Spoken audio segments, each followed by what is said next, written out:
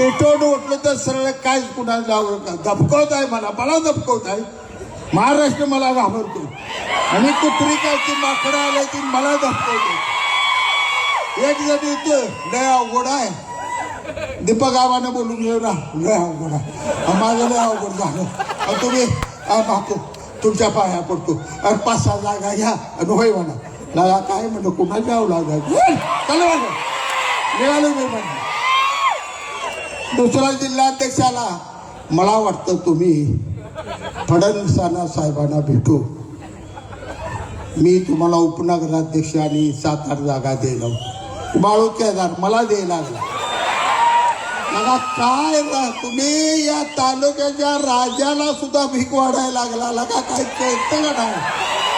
राजा या तालुक्या राजा, पडलो तरी राजाचा, हरलो तरी राजा. या तालुक्याला 2च राजे,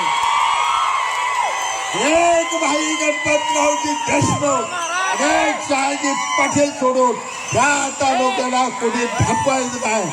मी सांगतो आज तुम्हाला या ठिकाणी भाई गणपतरावजी देशमुखांच्या समाधीची पूजा करायचा अधिकार त्यांनी गमावलेला आहे. आता समाधीची पूजा करायचा आपला अधिकार आहे.